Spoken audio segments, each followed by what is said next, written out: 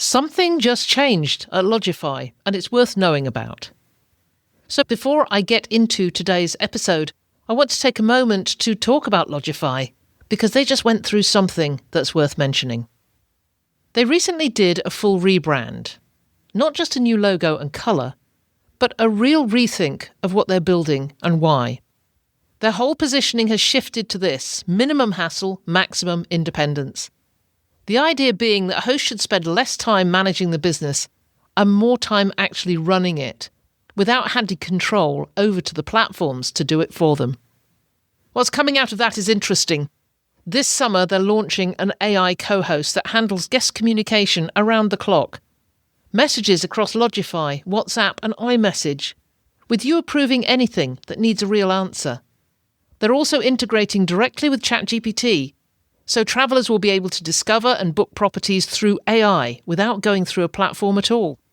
And they're rebuilding their pricing engine to update rates automatically based on live market data. On top of that, the core stuff is still there. Channel Manager, direct booking website with 0% Logify commission, automated messaging, housekeeping tools, one dashboard for everything. It's a company that's clearly thinking about where hosting is actually going, not just where it is right now. Really worth a look if you've been thinking about getting proper systems in place. This is the Vacation Rental Success Podcast, keeping you up to date with news, views, information and resources on this rapidly changing short-term rental business. I'm your host, Heather Bayer, and with 25 years of experience in this industry, I'm making sure you know what's hot, what's not, what's new, and what will help make your business a success.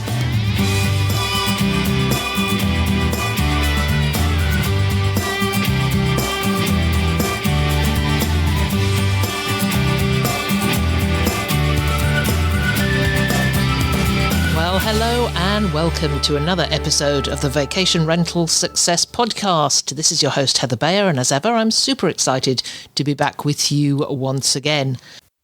I am back from a week in the UK, visiting family, caught up with old friends, and a lot of talking and laughing and hugging and speaking at the scale with AI Summit in Brighton. And I stayed in two very different vacation rentals on that trip. And the contrast between them ended up teaching me something I really wasn't expecting. Something that connects directly to AI and to a phrase I've been using a lot lately, and that is building your AI business brain. More of that later.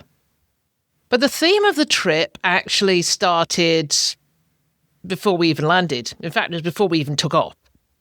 We were flying Virgin Atlantic, which is a fabulous airline, by the way. Food is amazing, and the staff are terrific. But it was delayed. And we were meant to be taking off, I think, at 10 to 11. I always hate those late flights. But it was probably an hour and a half delayed. And then the captain, rather than walking silently through the departure lounge, as pilots almost always do, took the microphone. And he addressed the whole waiting area. And he apologised. He apologised for the delay. He explained what had happened. And then he said something that I have genuinely never heard from a pilot before, certainly before I board a flight. He said, "I am the host of this flight, and you are my guests, and you deserve an explanation of this delay."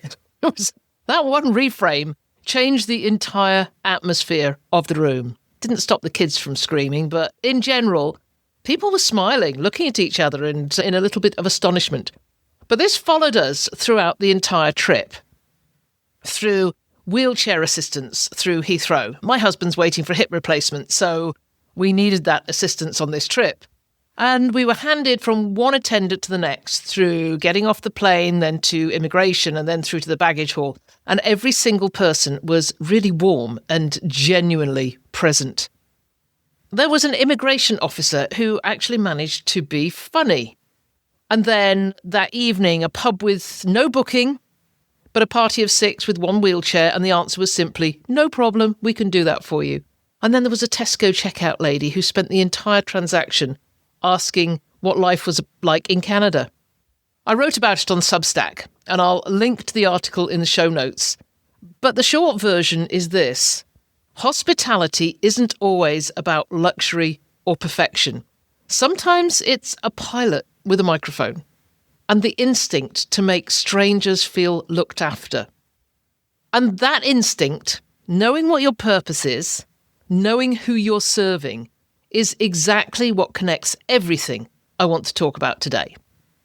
So we landed, as I say, on the red eye from Toronto to Heathrow, and then we drove straight up to a collection of converted farm buildings. There were barns and outbuildings that over time have been turned into vacation rental cottages.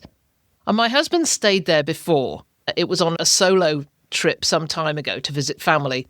And he thought it was great. But he'd barely been there. He was at the family home all day. He just used the cottage for sleeping. But for me, that's not quite enough.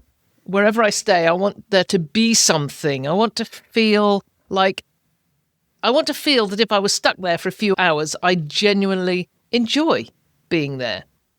And don't get me wrong, the place was really comfortable. It was clean. It was well maintained. But it had no ambience at all. It's hard to even describe because nice is such a really flat word. And that's really what it was. It was nice. It was not luxury. It was not basic. It was just nice. Middle of the road. With a middle-of-the-road feeling to match. It felt a transient hotel. The cupboards had 2 plates, 2 bowls, 2 of everything. Minimal provisioning. And I wasn't intending cooking at the place. But if I was, there certainly wouldn't have been enough there to get me through a meal without feeling frustrated that something was missing. The place was set up for someone passing through, not someone settling in.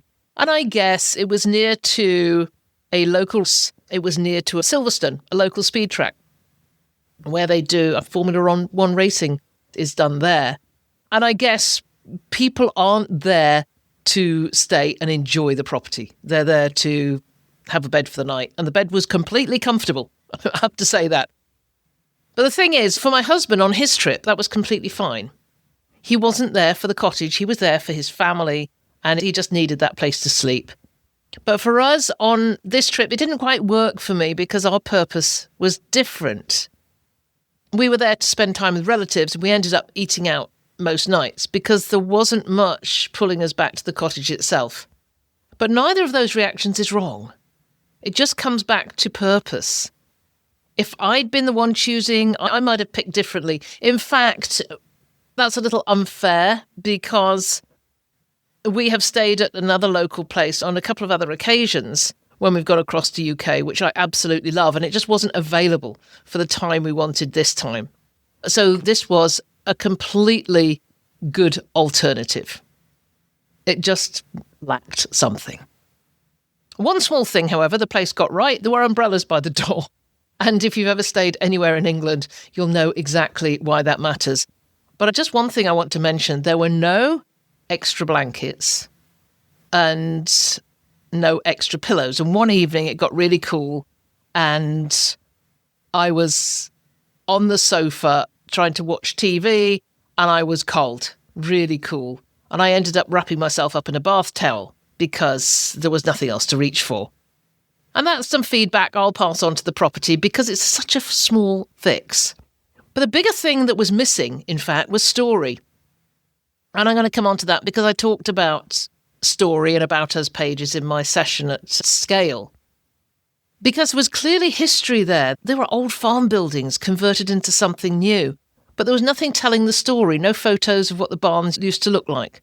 No sense of who'd done the conversion or why or what they'd been thinking as they created all these different cottages. And they were all very cute. I don't want to give the impression it was a rubbishy place to stay. It was really nice, but that was it.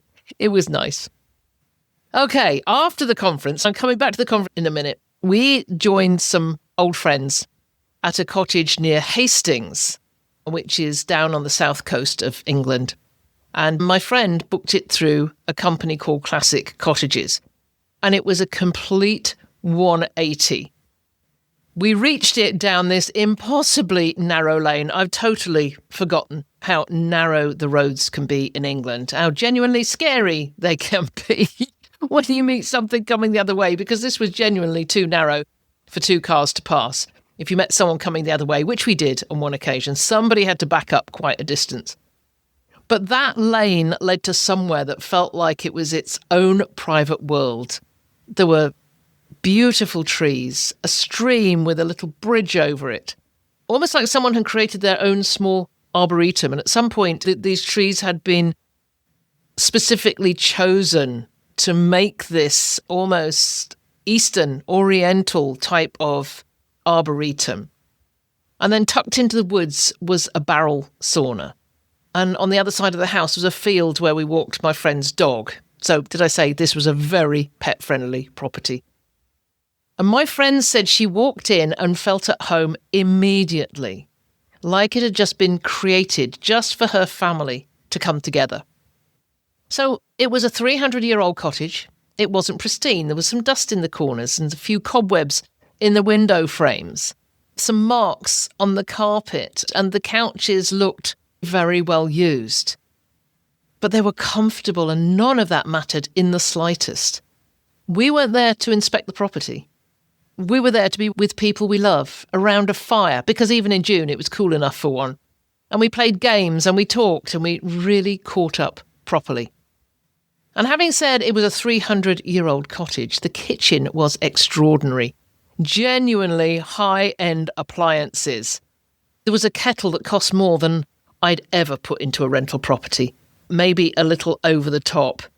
But it was a true eat-in kitchen, the kind that naturally pulls everyone towards it. And we cooked elaborate meals there, 3 nights running. And everything was there that we needed. So it was a complete contrast to the farm buildings where we mostly ate out. And then there was a bookcase. My friend said she could have spent a whole day going through it, because every book on the shelf was exactly the kind of book she'd choose herself. That's when it really landed for me. This place wasn't designed for guests in the abstract. It was designed around a very specific kind of person, and we happened to be exactly that.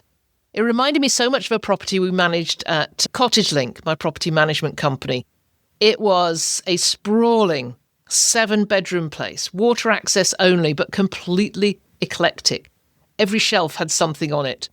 Every bedroom had its own theme. There was a butterfly room and the bird room and a fish room.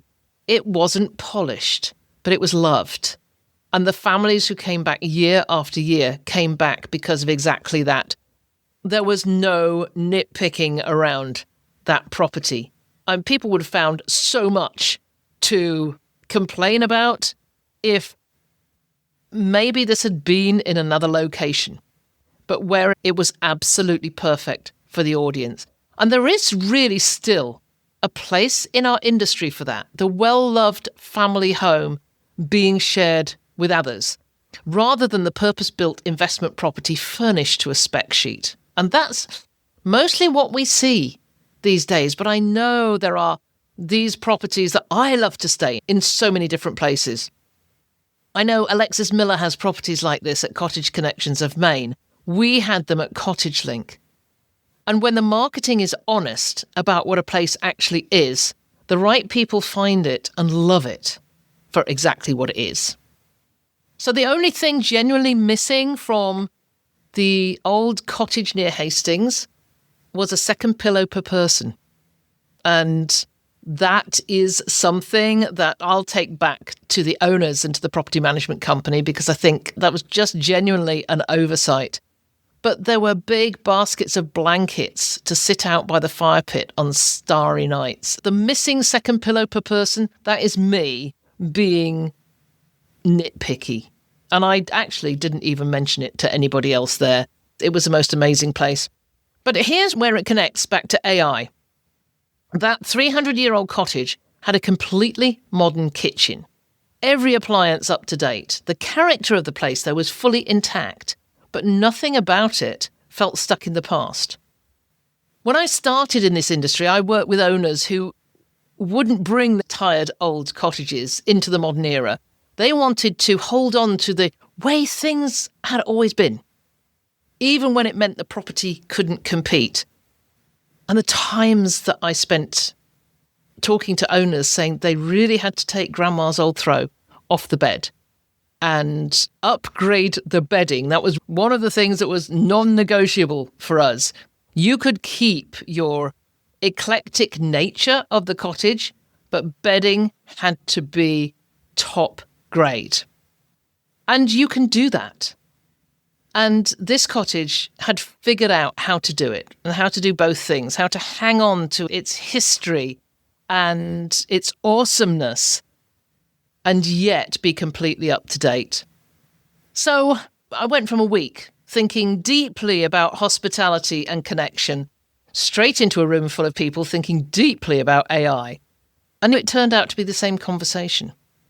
So one of the reasons I was in the UK was to speak at the Scale AI Summit in Brighton. I've been to a couple of Scale events before, and there's something about the way that Damien and Gianpaolo, Katie Glover and Louise Brace put these days together that feels really different.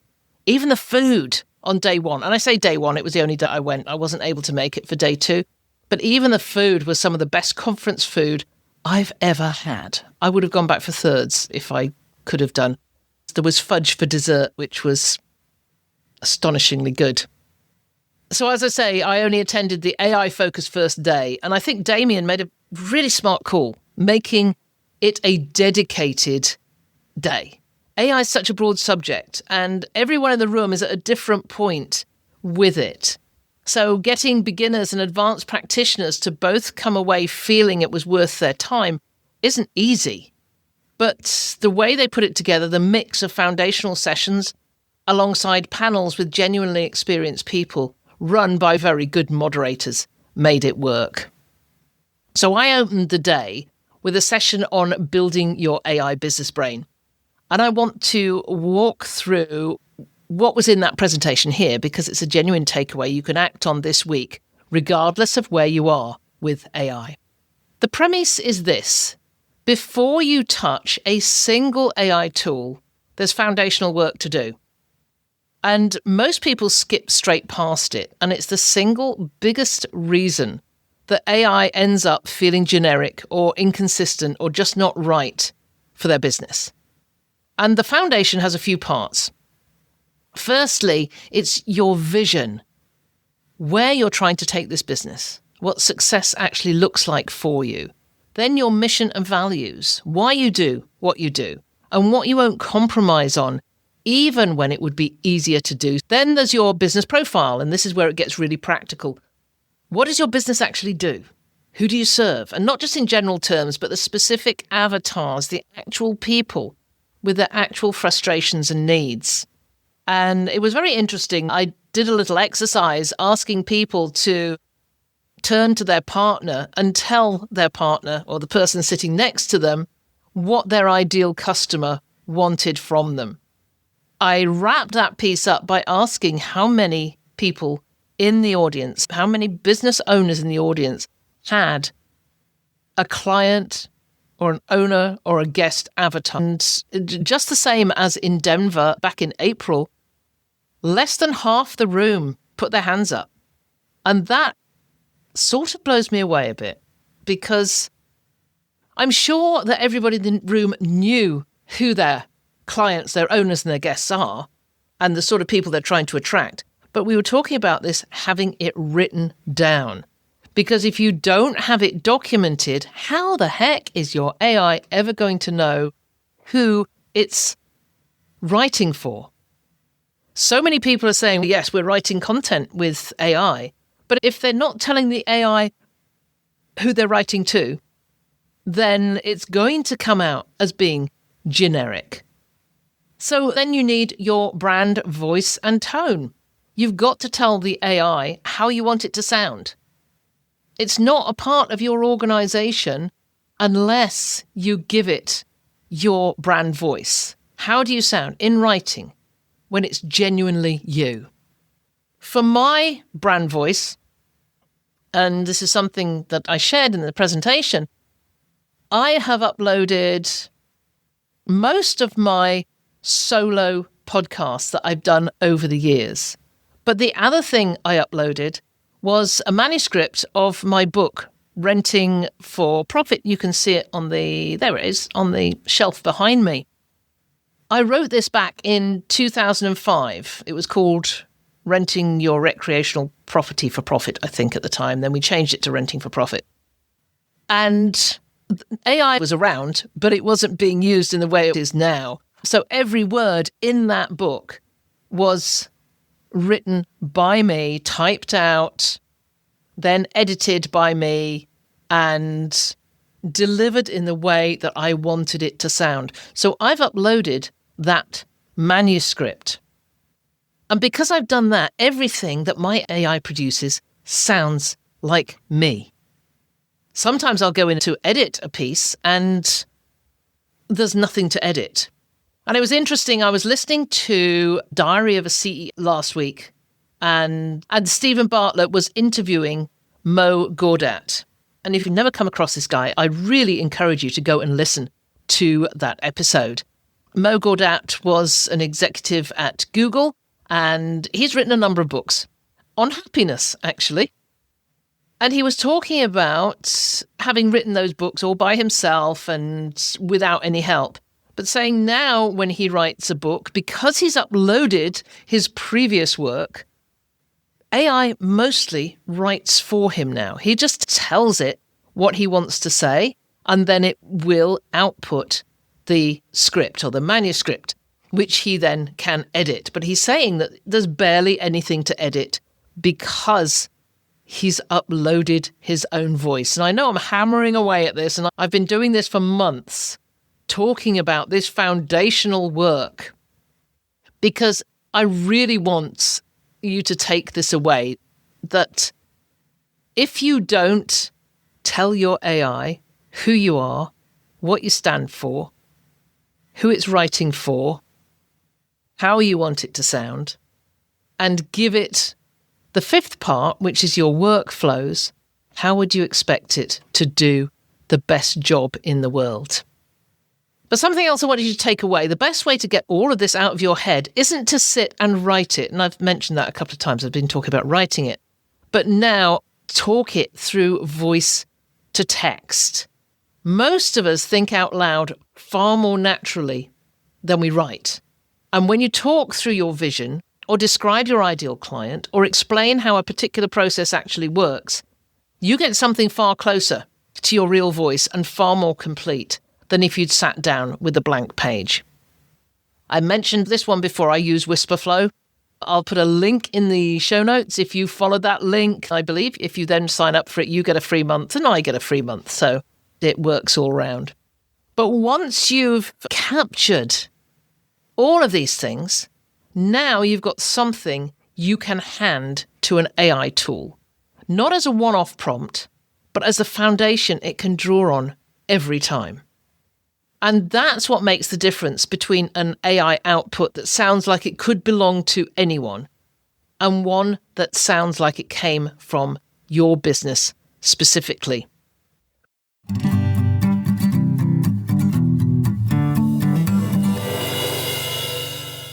What if the admin just ran itself? If you've been in the short-term rental business for more than 5 minutes, you know the admin load is real.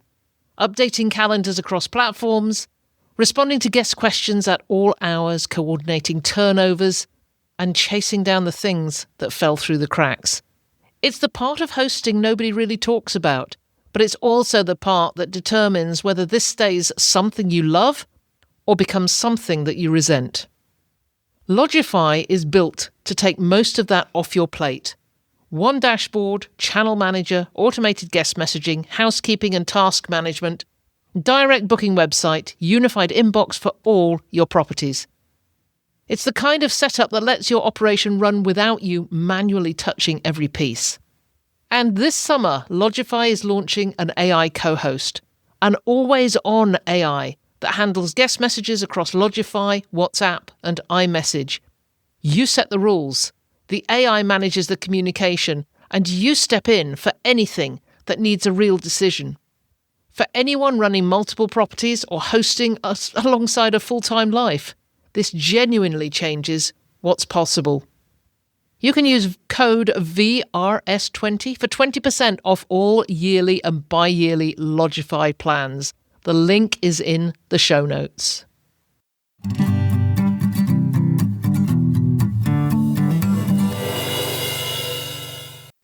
I opened that session actually in Brighton by asking everybody to open their About Us page on their website. And if you follow me on LinkedIn, or if you've been following me for any length of time, you'll know that is one thing I will really get on a soapbox about. I believe that everybody needs to tell their story, their personal story, not this bland corporate stuff. That even now I'm opening websites, really good-looking websites, and I'm just seeing bland. This company was started with the purpose of creating great experiences for our guests. That says completely nothing. I referred to my two favourite About Us pages, and the first one is East Ruston Cottages, and that's Sue Allen's website. And the second one was Beside the Sea Holidays, which is in Camber Sands, which was right next door to Brighton, in fact. And I'm not saying much more about those, but I'm going to put the links to those in the show notes. I have mentioned these over and over again over the years, and there's other pages that are similar. The other thing is that when Helen, my friend, told me about Classic Cottages, that was the property management company that she rented this 300-year-old cottage from, looked at their website, looked at their About Us page, and they have a wonderful story to tell.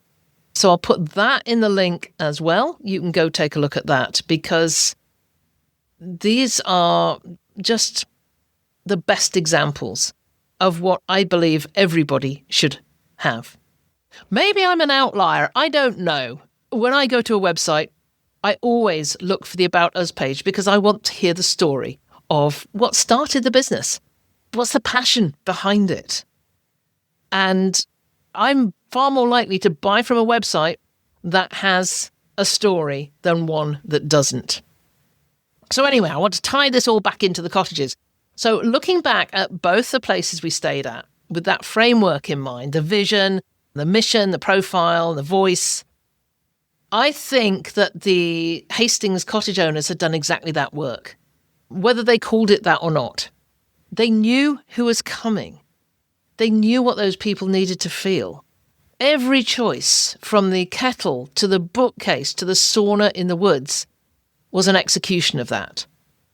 The farmhouse cottages, I suspect, had a different purpose from the start, something closer to a comfortable overnight stop for people passing through to somewhere else, or just coming to stay for a local event. And honestly, it was a perfectly nice property. I think I've said nice way too many times. It just wasn't built around the kind of stay I'd be generally looking for. And that's not a failing on their part, it's just a different foundation leading to a different execution. So that's the bit I'd love you to sit with this week. Not, is my property good or bad, but do I actually know what foundation I'm building from? And does everything in my business reflect that back? So I want to just talk about another session I sat in on, because I sat in on a lot and they were all good and I can't mention them all, but one session that stayed with me came from Paul Anderson. Long-time listeners might remember Paul.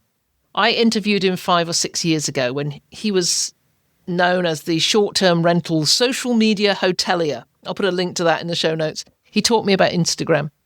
He's now focused on AI, and he's also a newly commissioned officer in the Royal Air Force, and he's going to be based at the base that I was at for the last 10 years of my time in the UK, because my husband was also in the Air Force.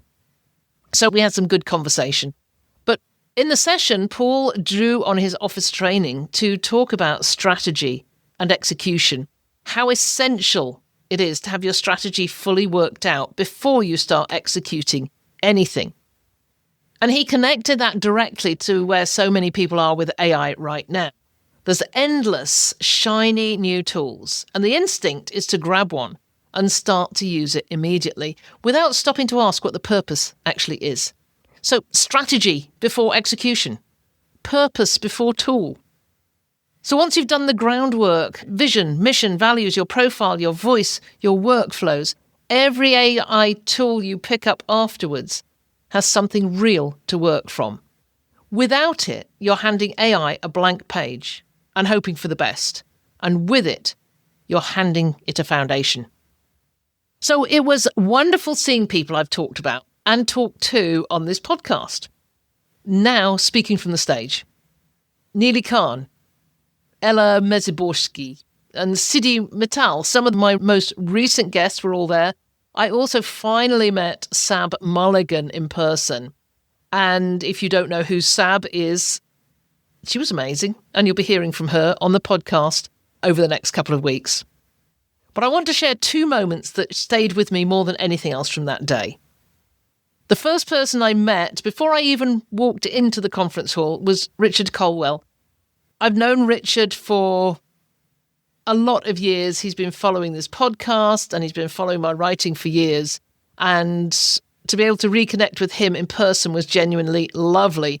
He's got several properties of his own in Canmore, BC, but he's originally from the UK and has connections in my part of Ontario. So I'm hoping we're going to actually get together in Ontario later this summer.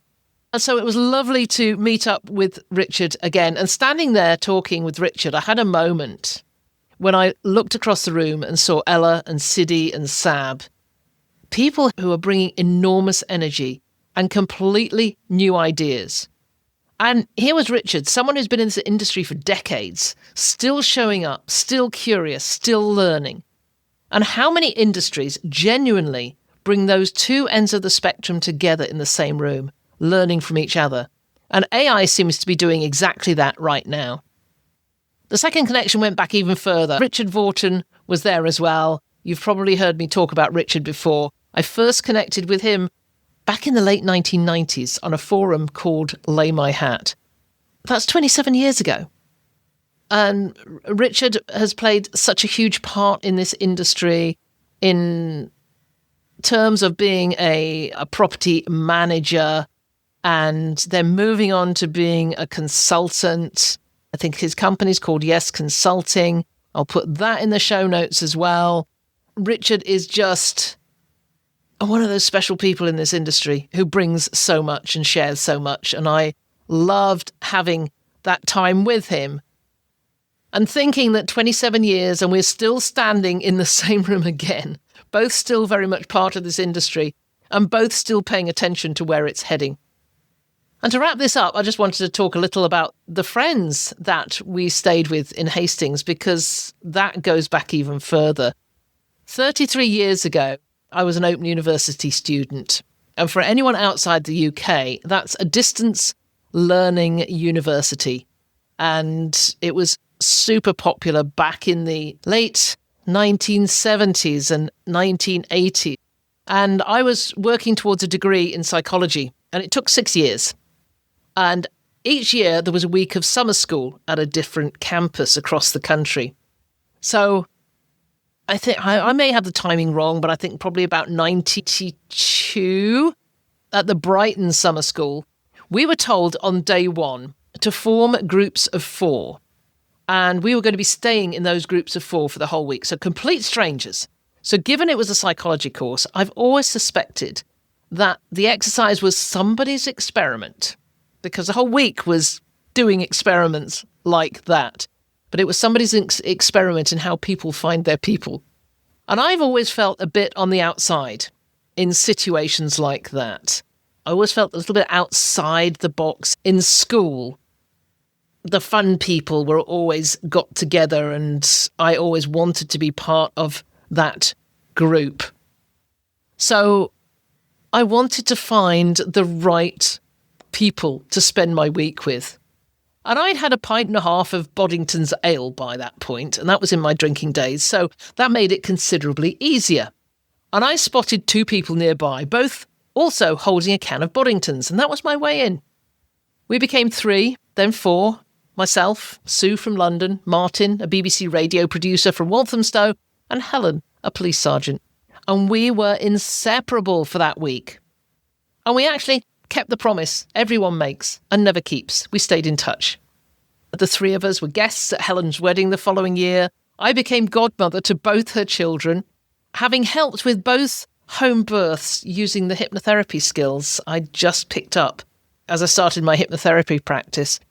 And then last week, Helen and her husband Steve celebrated their 31st wedding anniversary. And we were there for it, along with their 2 grown children, my godchildren, and their partners. 33 years after 4 strangers were put in a group together at a summer school that's still going. So a final thought on conferences themselves. I heard a lot of people at this one talking about where they were staying around Brighton, mostly about what was missing in the properties they were staying in. Some of them were talking about safety things. There were others who were, like me, talking about pillows or a missing hairdryer. And I suspect that's just how people in this industry are wired. We notice things that most guests never would. But the bigger point is that there's a huge number of conferences right now, and you don't need to go to all of them. What matters is going with purpose, knowing what you want from it, and then putting what you learn into practice while it's still fresh. I started recording this within days of getting home, specifically because I wanted to capture it while it was still vivid. So here's where this all lands. Whether you're thinking about your guest experience or you're thinking about AI in your business, the question underneath is the same. What's the purpose and who is this for? Get it right first. The tools, the polish, the technology, all of that comes second. For me, it started with a pilot who knew he was a host. It ran through 2 very different cottages. It showed up in a conference room in Brighton where people at every stage of their AI journey were sitting in the same room, learning from each other. Purpose before polish, foundation before execution. That's the thread. If any of this is resonating, if you've been circling around AI in your business but haven't quite worked out where to start, that's exactly what the AI Ambassador Program is for.